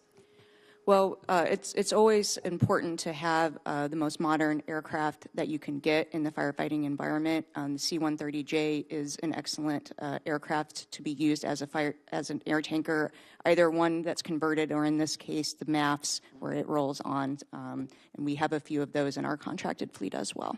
And the goal here is to give them the most up-to-date equipment to fight these fires. And my understanding is it can contain up to 3,000 gallons of flame retardant to help suppress fires by dropping more of this flame retardant. And these fires are fought by the Air National Guard in the western states. It's not just because they're in Nevada, it's unique to Nevada. They are out fighting fires. Is that correct? Yes, so the MAFs program, as we call it, is a long-time partnership that we've had with the Department of Defense, and essentially they are modular systems that roll onto the aircraft and then are able to drop retardant. And we work with lots of different units, including Nevada. We have units in California and other places that partner with us and provide those aircraft, the personnel, and the retardant systems. Thank you. And I bring that up because I want my colleagues to understand why the request is coming from Nevada for an Air National Guard for the newest model of these C-130Js. It is important for our firefighting in the western states. Let me jump back to the compensation issue, because this is, again, thank you, Mr. Johnson, for your report. This is exactly what I'm hearing from our firefighters in the state of Nevada. And clearly more has to be done to provide permanent and better compensation. We also have to provide the affordable housing opportunities that are so necessary for the reasons that we have just talked about. The bipartisan infrastructure package provided over $600 million to the Forest Service, about $480 million, and then Department of Interior $120 million to temporarily increase that base firefighter salary for the reasons we were hearing. But let me ask you this, it's falling off. Their money's no longer going to be there after a certain period of time. So for purposes of, I guess, DOI and the U.S. Forest Service, if Congress doesn't pass a bill to extend the pay increase by the time these funds run out, what happens? Well, I think it would be absolutely catastrophic, Senator. I stated earlier, and I'll restate it, our union is telling us they would expect 30 to 50% of our firefighting workforce would leave our service and go elsewhere, as they should, to make a living wage and the right kind of compensation that they deserve to be paid. We are starting to see some resignations now. People are not going to wait until September 30th. And does that include, let's talk about the specifics, the hotshot crews, the smoke jumpers, right? Losing qualified, skilled professionals in this area fighting fires in wildfires. Yes, you make a really important point, Senator, that we would lose those folks who are leaders in the fire service, who have the most institutional knowledge, and that would be incredibly difficult for us to replace, because it takes years and years of experience to get that kind of knowledge and expertise. Thank you. And I know my time is up. I'm going to submit this for the question, Mr. Rupert, because I do absolutely want to hear from you as well. But I also have concerns hearing from my firefighters, particularly Todd Inglesby, he's a fellow Nevadan and president of the Professional Firefighters of Nevada, about the concerns about the physical and mental health that multiple deployments have on our firefighters. What does that mean, and is that having an impact on what we're seeing in the loss of so many firefighters? So you're hearing that feedback from firefighters in Nevada. There's good, solid evidence now from studies that is in fact the case. Firefighters are at a elevated and greater risk of PTSD and anxiety as a result of those repeated deployments and long hours. And It's an opportunity to highlight, so we've talked about pay. Another aspect of the proposal we have moving forward is about capacity. So as we reduce the number of hours that we're essentially requiring firefighters to work to address that mental health issue, we also have to have additional capacity to make up for those hours. And so these things are all interconnected in terms of how we deal with the wildland firefighter workforce reforms.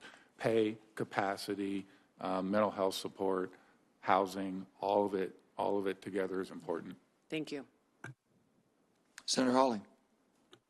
Thank you, Mr. Chairman. Thanks to the witnesses for being here. I want to start with a shout out to firefighters in my state, the state of Missouri. Earlier this year, in March of this year, the Forest Service began a prescribed burn in the Mark Twain National Forest down at the southeast part of my state. And it was led, this prescribed burn was led by a new all-veteran firefighting crew, which is just tremendous. There's been great reports on it throughout the state, and I think that this is a great model for what we can do. I see you nodding along, Ms. Hall-Rivera, so I'm very proud of those firefighters, very proud of these vets, and proud of the model that they are, I think, showing for the rest, or setting up for the rest of the country. Ms. Hall-Rivera, let me ask you about the Forest Service role in a different regard when it comes to mining approvals for essential critical minerals. Would you agree with me that critical minerals are vital to our energy security? Yes, I would agree with that, Senator. The International Energy Agency estimated earlier this year that lithium demand is expected to grow by 400% by 2040, cobalt and nickel between 200 and 250% by 2040, copper demand supposed to go up more than double by 2040. Now, here's the thing that worries me. One nation in the world is currently refining 68% of the world's nickel. Would you care to take a guess who that might be? I would presume China. It is China. One nation is refining 40% of the world's copper. Want to guess who that is? I would presume the same. It's China. One nation has 59% of the lithium and 73% of the cobalt. Want to guess? I'm going to say China. It's China. You've got it. It is China. So given that, would you agree with me that it's important that we do everything we can to develop our domestic critical mineral mining here in this country? Yes, I would agree with that, Senator. Great. Okay, then let me ask you about the Superior National Forest in Minnesota. Earlier this year, partly at the behest of the Forest Service, the Biden administration withdrew 225,000 acres of critical mineral mining in northeastern Minnesota. This is the largest reserve of cobalt and nickel in the United States, perhaps I'm told maybe even in the world, and yet your administration shut it down. Your agency recommended that it be shut down, depriving us of these minerals, making us dependent on other nations that mine them in a completely unsafe and unsustainable way, and also making us more dependent on these foreign nations. Why? Well, Senator, I do want to say I'm not an expert on that process. That's not a part of the Forest Service that I oversee. I know we have a lot of values to balance there, especially with the Boundary Waters Wilderness area, but I'm sure that we could get back to you with more details on the specifics of that decision. Would you? That would be helpful, if you would. I would really appreciate it, because here's my view. My view is we shouldn't be making China richer and America poorer. My view is we have the best technology in the world to mine and develop these minerals. We know how to do it in a safe and responsible manner. We should be doing it. And listen, I've heard from people all over the country, but particularly people in this part of the country, who have said that this decision is devastating to their region economically, but I just submit it's devastating to our energy security and our national security. And at a time when I hear from this administration, climate change, climate change, climate change, we need to have reliable, sustainable sources of energy, why would we want to tie our own hands and make us and the world more dependent on China, who've got to be the worst environmental record of any nation in the world? If they're not the worst, they got to be close. So I just don't get it, and I'd appreciate you getting back to me on that. With my few remaining seconds here, Mr. Johnson, let me just ask you, in your testimony, your written testimony, you talked about barriers that federal agencies face when they're trying to recruit and retain firefighters. I agree with you that this is critically important. I want to highlight a bill that Senator Ossoff and I introduced last year called the Fire Station Improvement Act, which would cut red tape, expand the Assistance to Firefighters grant, allow new funds to improve facilities, protect the health and safety of our firefighters. Do you think an effort like that is necessary, needed, number one, and number two, what else do we need to do? Yes, thank you, Senator. All efforts to help build capacity to address the wildfires would be very helpful. And also, as we've heard today, any efforts that because a lot of these barriers are interrelated, so dealing with some of the poor work-life balance, some of the mental health challenges, all of these will go a very long way to addressing the barriers. Thank you very much. Thank you, Mr. Chairman. Senator Hickenlooper. Thank you, Mr. Chair. You know, the smoke that we're seeing right now in Washington is blanketing large portions of America right now is mostly coming from Canada, it's my understanding. And that, and I'm just, Mr. Rupert, why don't I start with you? My understanding is there's an argument that for years the Forest Service had what we call the Smokey the Bear approach, to put out every forest fire, and that the argument goes that that somehow made the forests overgrown and unhealthy and more vulnerable to hotter, larger fires. But Canada never really had a Smokey the Bear policy, right? Is my understanding. Thank you, Senator.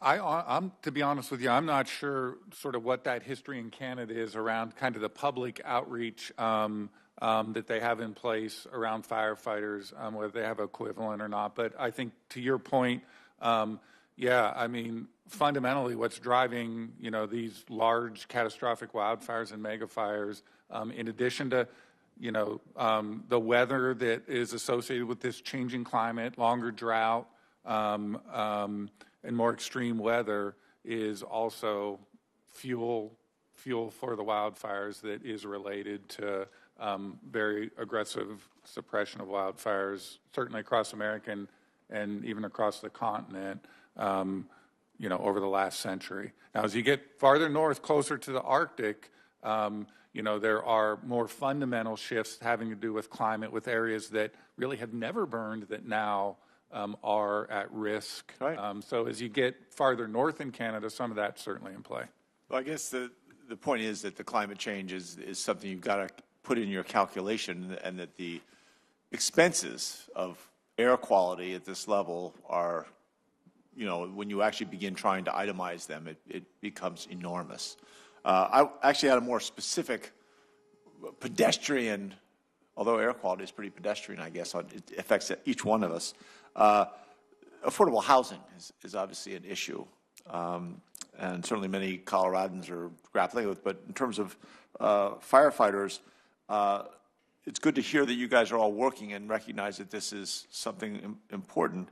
What are, any of you can answer this, we'll start with you, Mr. Rupert. What are some of the challenges you face in making housing more accessible for our firefighters, and the ways you're addressing that issue? Yeah, the real challenge and the real impact, I think, as you hit on, it's the availability of affordable housing, and really in many, many places across the nation.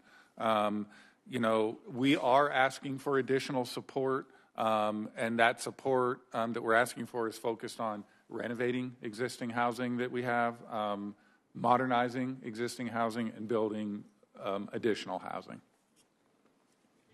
Yes, I would echo that, Senator. It's a multifaceted problem. It's an availability problem. It's an affordability problem, predominantly, especially in the western United States. Obviously, you see that in your state, some of our resort communities in particular, second home communities. That's exactly where our firefighters need to live and work. And not only do we need to increase their wages so that can help with the affordability issue, as Mr. Rupert said, we have, as part of the administration's proposal, a $50 million investment in employee housing, but I believe we need an all-of-the-above approach. We need private sector partnerships, we need public-private partnerships, we need to look at how we can work with our communities to keep our firefighters in those communities. Absolutely.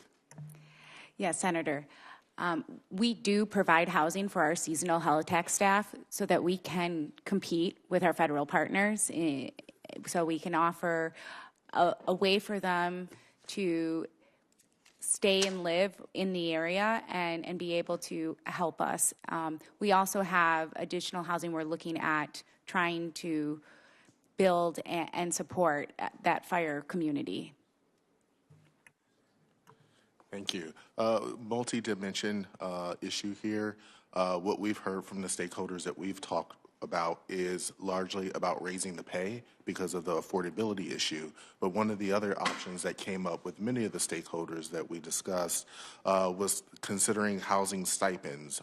That would be a policy decision should the land management agencies and Congress would want to do that, and that would require authority.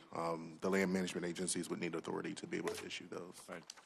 Again, I mean, some of the things we've seen as really encouraging are Forest Service and BLM looking at long-term leases of land that's appropriately located and not compromising our.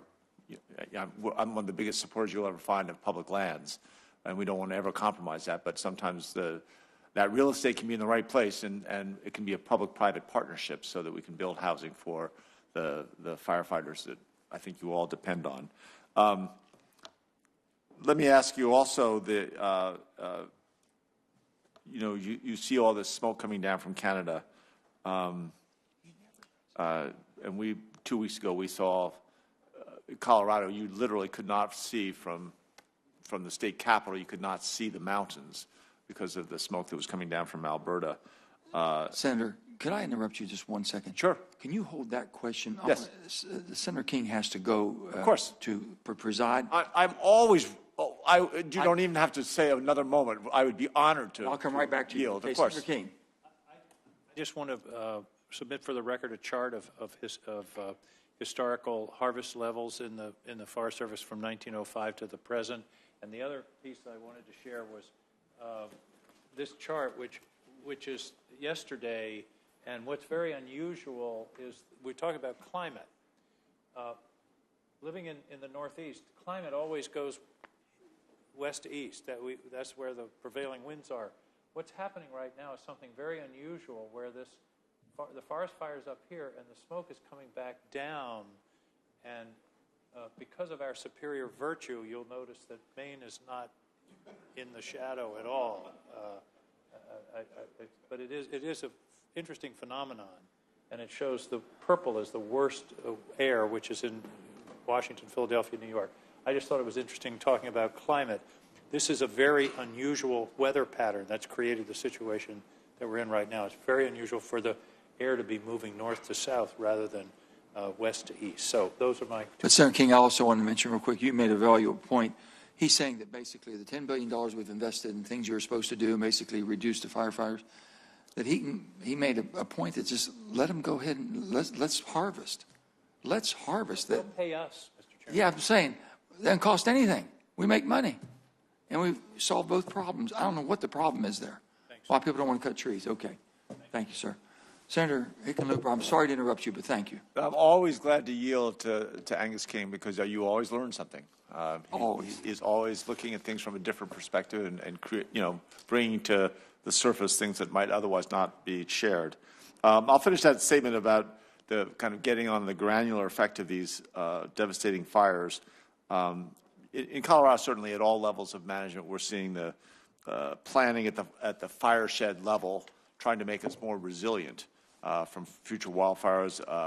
The Arapahoe-Roosevelt National Forest is a good example of this work, where partners work strategically across the landscape about figuring out where you can get the best bang for the dollar in terms of protecting forests and the communities of people in the wildland-urban interface. So, Mr. Ruber, how does Interior think strategically about where to deploy its wildfire management resources locally in order to achieve desired outcomes at landscape scale? Well, I think, so focusing, thank you very much, focusing initially on sort of our response, the very mature and robust framework that we have in place is focused on sort of nearest available resource, local response. We have the nation organized into geographic areas, and those geographic areas coordinate to prioritize operational wildfire response based on the nearest available resource. I think sort of then transitioning that to thinking about, okay, what are we doing before the fire, pre-fire, to reduce risk?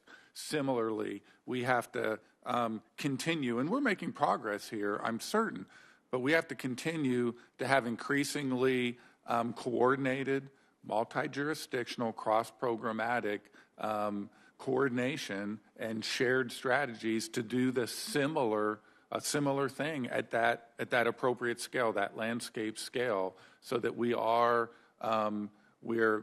essentially developing these shared strategies to reduce risk before the fire comes, similar to how, in many ways we respond to wildfires when they do occur. All right. Ms. Torres, you agree that in Wyoming? Yeah, and we completely agree. One of our best tools is the Good Neighbor Authority agreement, and through that agreement, State Forestry has really worked hard with our federal partners to get more work done on the ground. And it's all different kinds of work. It's timber sales as well as additional project work, and now looking at even trying to get the NEPA done, contracting out assessments, and trying to do things like that to help our federal partners. Well, I think that's even some of the discussions about copper and mining and a lot of these things, we are having to look at them in a new light. And our forest, NEPA, each of these historical, important sets of rules, we have to examine in the light of climate change and recognize there's an urgency there that we haven't had before. Anyway, Ms. Hall-Rivera, you want to answer that question too in terms of the resiliency, the planning for resiliency within the forest? Yeah, I'd absolutely echo what my colleague said. We need to focus and prioritize at a larger scale. That's fundamentally what our 10-year wildfire crisis strategy is about. And it needs to be cross-boundary. It needs to be with partners, absolutely needs to be co-prioritized with states, with tribes, with local areas, counties, and with interior as well. And so that's the paradigm shift we talk about in our wildfire crisis strategy, and that's what we are trying to make a reality with the investments that we've been given from Congress. All right. Mr. Johnson, anything to add? Thank you. So no, I think that it's very important as we are addressing this issue for the partnerships to continue that are being formed, with the federal government and the state and local level, because I think through those partnerships is how things will end up progressing and moving forward and leveraging all authorities that they have. Thank you. Right. Well, I'm almost out of time, and I think I got extra time by being interrupted, which I appreciate. You're definitely out of time. But I'm not now. I'm still not now. I've got a clock running, and I've watched enough basketball games to know that clock, the buzzer hasn't gone off. I do want to, you each talk about collaboration, and that takes more time, more money, more people, and yet it is crucial, and yet we're going to likely enter a phase where we're not going to have more money. And I hope I'll leave you with this thought, or you'll come back to me, maybe I'll leave the question in the record, is how do we getting to that more effective collaborative response in these issues where you got to have BLM and the Forest Service, everybody's got to be working together at a level we've talked about but never done. How do we do that efficiently so that we can afford it? I'll leave you with that. I yield back to the chair. Oh, thank you so much. Real quick, we get one in the record, and then we got to adjourn. The National Fire Protection Association recently released a standard 1851, regarding best practices to prevent development of cancers commonly caused by firefighting activities. They note that for every 5 degrees of increase in skin temperature, there is a 400% increase in the absorption capability of our skin, and that firefighters should prioritize getting soot, which is a carcinogen, off their skin as soon as possible. Mr. Rupert, Mr. Rivera, what are the agencies doing to comply with the standard, and are they informing the firefighters this information? Yeah, so thank you very much. Hugely important, the health and safety of wildland firefighters.